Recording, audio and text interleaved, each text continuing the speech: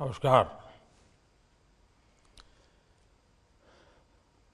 कार्यक्रम में उपस्थित देश के गृह मंत्री श्री अमित भाई शाह, अंडमान निकोबार के उपराज्यपाल, चीफ ऑफ डिफेंस स्टाफ, हमारी तीनों सेनाओं के अध्यक्ष, महानिदेशक भारतीय तटरक्षक, कमांडर इन चीफ अंडमान एवं निकोबार कमान, समस्त अधिकारीगण, परमवीर चक्र विजेता वीर जवानों के परिवारों के सदस्यगण, अन्य महानुभाव, देवी और सज्जनों, आज नेताजी सुभाष की जन्म जयंती है। देश पराक्रम दिवस के रूप में इस प्रेरणा दिवस को मनाता है। सभी देशवासियों को पराक्रम दिवस की अनेक अनेक शुभकामनाएं। आज पराक्रम दिवस पर अंडमान निकोबार द्वीप समूह में नई सुबह की रश्मियां एक नया इतिहास लिख रही है। और जब इतिहास बनता है तो आने वाली सदियां उसका स्मरण भी करती हैं, आकलन भी करती हैं, मूल्यांकन भी करती हैं और अविरत प्रेरणा पाती रहती हैं। आज अंडमान निकोबार के 21 द्वीपों का नामकरण हुआ है। इन 21 द्वीपों को अब परमवीर चक्र विजेताओं के नाम से जाना जाएगा। जिस द्वीप पर नेताजी सुभाष चंद्र बोस रहे थे, वहां उनके जीवन और योगदानों को समर्पित एक प्रेरणा स्थली, एक स्मारक का भी आज शिलान्यास हुआ है। आज के इस दिन को आजादी के अमृत काल के एक महत्वपूर्ण अध्याय के रूप में आने वाली पीढ़ियां याद करेगी। नेताजी का यह स्मारक शहीदों और वीर जवानों के नाम पर यह द्वीप हमारे युवाओं के लिए, आने वाली पीढ़ियों के लिए एक चिरंतर प्रेरणा का स्थल बनेंगे। मैं अंडमान निकोबार द्वीप समूह के लोगों को और सभी देशवासियों को इसके लिए बहुत बहुत बधाई देता हूं। मैं नेताजी सुभाष और परमवीर चक्र विजेता योद्धाओं को श्रद्धापूर्वक नमन करता हूं। भाइयों और बहनों, अंडमान की ये धरती वो भूमि है जिसके आसमान में पहली बार मुक्त तिरंगा फहरा था। इस धरती पर पहली आजाद भारतीय सरकार का गठन हुआ था। इस सब के साथ अंडमान की इसी धरती पर वीर सावरकर और उनके जैसे अनगिनत वीरों ने देश के लिए तप, तितिक्षा और बलिदानों की पराकाष्ठा को छुआ था। सेल्युलर जेल की कोठरियां उस दीवार पे जड़ी हुई हर चीज आज भी अप्रतिम पीड़ा के साथ साथ उस अभूतपूर्व जज्बे के स्वर वहां पहुंचने वाले हर किसी के कान में पड़ते हैं, सुनाई पड़ते हैं। लेकिन दुर्भाग्य से स्वतंत्रता संग्राम की उन स्मृतियों की जगह अंडमान की पहचान को गुलामी की निशानियों से जोड़कर रखा गया था। हमारे आइलैंड्स के नामों तक में गुलामी की छाप थी, पहचान थी। मेरा सौभाग्य है कि 4-5 साल पहले जब मैं पोर्ट ब्लेयर गया था तो वहां मुझे 3 मुख्य आइलैंड्स को भारतीय नाम देने का अवसर मिला था। आज रॉस आइलैंड नेताजी सुभाष चंद्र बोस द्वीप बन चुका है। हैवलॉक और नील आइलैंड स्वराज और शहीद आइलैंड्स बन चुके हैं। और इसमें भी दिलचस्प ये कि स्वराज और शहीद नाम तो खुद नेताजी का दिया हुआ था। इस नाम को भी आजादी के बाद महत्व नहीं दिया गया था। जब आजाद हिंद फौज की सरकार के 75 वर्ष पूरे हुए तो हमारी सरकार ने इन नामों को फिर से स्थापित किया था। साथियों, आज 21वीं सदी का ये समय देख रहा है कि कैसे जिन नेताजी सुभाष को आजादी के बाद भुला देने का प्रयास हुआ, आज देश उन्हीं नेताजी को पल पल याद कर रहा है। अंडमान में जिस जगह नेताजी ने सबसे पहले तिरंगा फहराया था, वहां आज गगनचुंबी तिरंगा आजाद हिंद फौज के पराक्रम का गुणगान कर रहा है। पूरे देश में और देश के कोने कोने से जब लोग यहां आते हैं तो समंदर किनारे लहराते तिरंगों को देखकर उनके दिलों में देशभक्ति का रोमांच भर जाता है।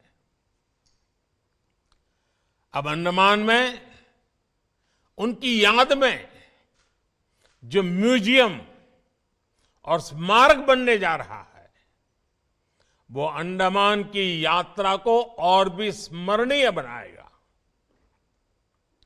2019 में नेताजी से जुड़े ऐसे ही एक म्यूजियम का लोकार्पण दिल्ली के लाल किले में भी हुआ था। आज लाल किला जाने वाले लोगों के लिए वो म्यूजियम एक प्रकार से हर पीढ़ी के लिए प्रेरणा स्थली की तरह है। इसी तरह बंगाल में उनकी 125वीं जयंती पर विशेष आयोजन हुए थे। देश ने इस दिन को पूरे धूमधाम से सेलिब्रेट किया था। उनके जन्म दिवस को पराक्रम दिवस के रूप में घोषित किया गया। यानी बंगाल से लेकर दिल्ली और अंडमान तक देश का ऐसा कोई हिस्सा नहीं है जो नेताजी को नमन न कर रहा हो, उनकी विरासत को संजो न रहा हो। साथियों, बीते 8-9 वर्षों में नेताजी सुभाष चंद्र बोस के जुड़े ऐसे कितने ही काम देश में हुए हैं जिन्हें आजादी के तुरंत बाद से हो जाना चाहिए था, लेकिन उस समय नहीं हुआ। देश के एक हिस्से पर आजाद भारत की पहली सरकार 1943 में बनी थी। इस समय को अब देश ज्यादा गौरव के साथ स्वीकार कर रहा है। जब आजाद हिंद सरकार के गठन के 75 वर्ष पूरे हुए, तब लाल किले पर देश ने झंडा फहराकर नेताजी को नमन किया था। दशकों से नेताजी के जीवन से जुड़ी फाइलों को सार्वजनिक करने की मांग हो रही थी। ये काम भी देश ने पूरी श्रद्धा के साथ आगे बढ़ाया। आज हमारी लोकतांत्रिक संस्थाओं के सामने कर्तव्य पथ पर भी नेताजी बोस की भव्य प्रतिमा हमें हमारे कर्तव्यों की याद दिला रही है। मैं समझता हूं ये काम देश हित में बहुत पहले हो जाने चाहिए थे, क्योंकि जिन देशों ने अपने नायक नायिकाओं को समय रहते जनमानस से जोड़ा, साझे और समर्थ आदर्श गढ़े, वो विकास और राष्ट्र निर्माण की दौर में बहुत आगे गए।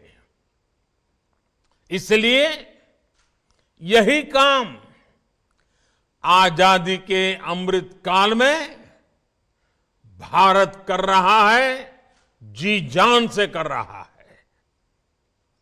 साथियों, जिन 21 द्वीपों को आज नया नाम मिला है, उनके इस नामकरण में भी गंभीर संदेश छिपे हैं। ये संदेश है एक भारत श्रेष्ठ भारत की भावना। ये संदेश है देश के लिए दिए गए बलिदान की अमरता का संदेश। वयम अमृतस्य पुत्राः। और ये संदेश है भारतीय सेना के अद्वितीय शौर्य और पराक्रम का संदेश। जिन 21 परमवीर चक्र विजेताओं के नाम पर इन द्वीपों को जब जाना जाएगा, उन्होंने मातृभूमि के कण कण को अपना सब कुछ माना था। उन्होंने भारत मां की रक्षा के लिए अपना सर्वस्व न्योछावर कर दिया था। वे भारतीय सेना के हैं, वे वीर सिपाही देश के अलग अलग राज्यों से थे, अलग अलग भाषा, बोली और जीवन शैली के थे, लेकिन मां भारती की सेवा और मातृभूमि के लिए अटूट भक्ति उन्हें एक करती थी, जोड़ती थी, एक बनाती थी। एक लक्ष्य, एक राह, एक ही मकसद और पूर्ण समर्पण। साथियों, जैसे समंदर अलग अलग द्वीपों को जोड़ता है, वैसे ही एक भारत श्रेष्ठ भारत का भाव भारत मां की हर संतान को एक कर देती है। मेजर सोमनाथ शर्मा, पीरू सिंह, मेजर शैतान सिंह से लेकर कैप्टन मनोज पांडे, सूबेदार जोगिंदर सिंह और लांस नायक अल्बर्ट एक्का तक, वीर अब्दुल हमीद और मेजर रामास्वामी परमेश्वरन से लेकर सभी 21 परमवीर, सबके लिए एक ही संकल्प था, राष्ट्र सर्वप्रथम, इंडिया फर्स्ट। उनका यह संकल्प जब इन द्वीपों के नाम से हमेशा के लिए अमर हो गया है। करगिल युद्ध में ये दिल मांगे मोर का विजय घोष करने वाले कैप्टन विक्रम, इनके नाम पर अंडमान में एक पहाड़ी भी समर्पित की जा रही है। भाई और बहनों, अंडमान निकोबार के द्वीपों का यह नामकरण उन परमवीर चक्र विजेताओं का सम्मान तो है ही, साथ ही भारतीय सेनाओं का भी सम्मान है। पूरब से पश्चिम, उत्तर से दक्षिण, दूर सुदूर, समंदर हो या पहाड़, इलाका निर्जन हो या दुर्गम, देश की सेनाएं देश के कण कण की रक्षा में तैनात रहती है। आजादी के तुरंत बाद से ही हमारी सेनाओं को युद्धों का सामना करना पड़ा।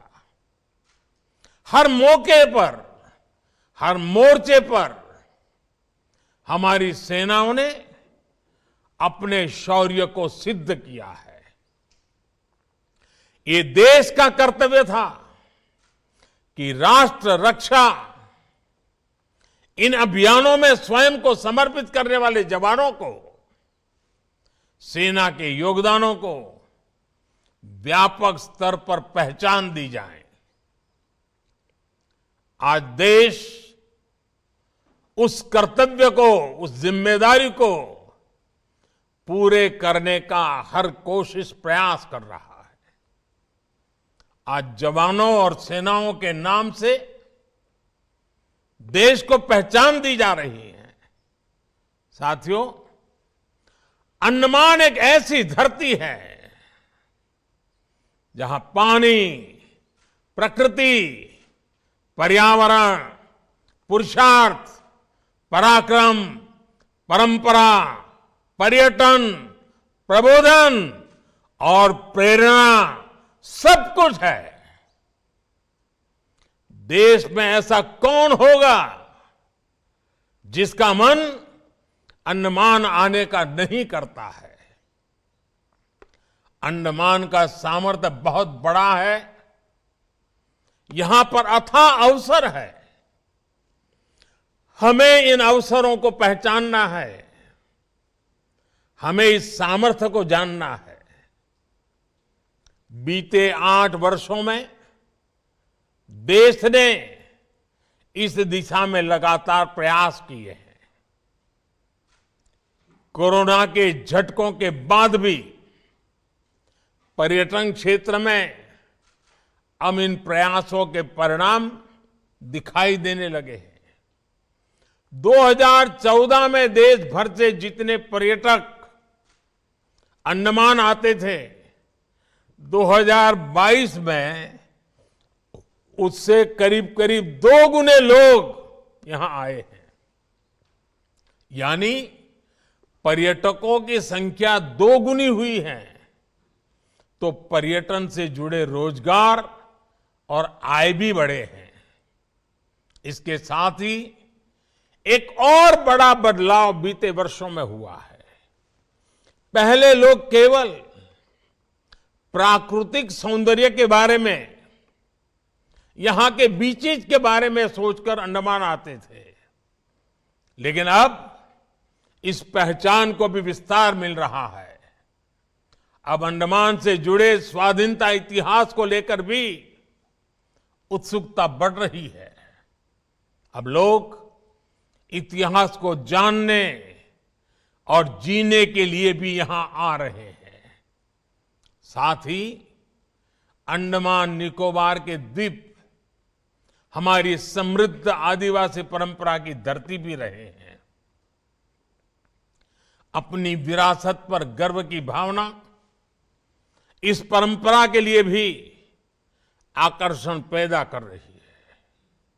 हम नेताजी सुभाष चंद्र बोस से जुड़ी स्मारक और सेना के शौर्य को सम्मान देशवासियों में यहां आने के लिए नई उत्सुकता पैदा करेगा।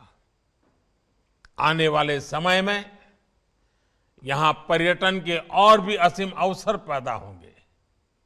साथियों, हमारे देश की पहले की सरकारों में खासकर विकृत वैचारिक राजनीति के कारण दशकों से जो हीन भावना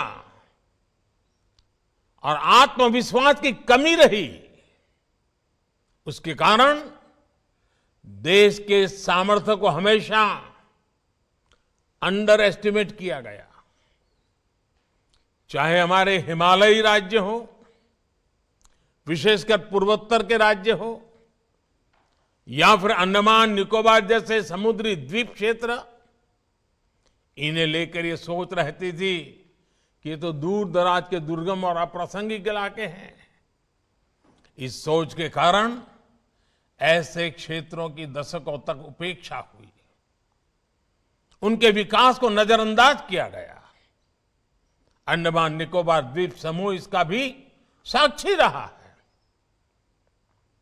दुनिया में ऐसे कई देश हैं, ऐसे कई विकसित द्वीप हैं जिनका आकार हमारे अंडमान निकोबार से भी कम है, लेकिन चाहे सिंगापुर हो, मालदीव हो, सेशेल्स हो, ये देश अपने संसाधनों के सही इस्तेमाल से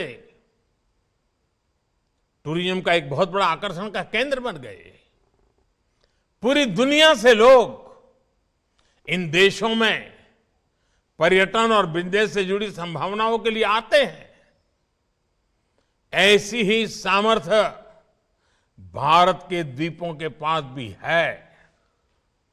हम भी दुनिया को बहुत कुछ दे सकते हैं, लेकिन कभी पहले उस पर ध्यान नहीं दिया गया। हालात तो ये थे कि हमारे यहां कितने द्वीप हैं, कितने टापू हैं, इसका हिसाब किताब तक नहीं रखा गया था। आज देश इस और आगे बढ़ रहा है।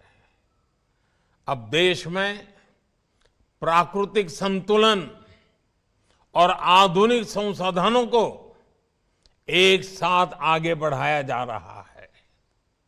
हमने सबमरीन ऑप्टिकल फाइबर के जरिए अंडमान को तेज इंटरनेट से जोड़ने का काम शुरू किया। अब अंडमान में भी बाकी देश की तरह ही तेज इंटरनेट पहुंचने लगा है। डिजिटल पेमेंट और दूसरी डिजिटल सेवाओं का भी यहां तेजी से विस्तार हो रहा है। इसका भी बड़ा लाभ अंडमान आने जाने वाले टूरिस्टों को हो रहा है। साथियों, अतीत में अंडमान निकोबार ने आजादी की लड़ाई को नई दिशा दी थी। उसी तरह भविष्य में ये क्षेत्र देश के विकास को भी नई गति देगा।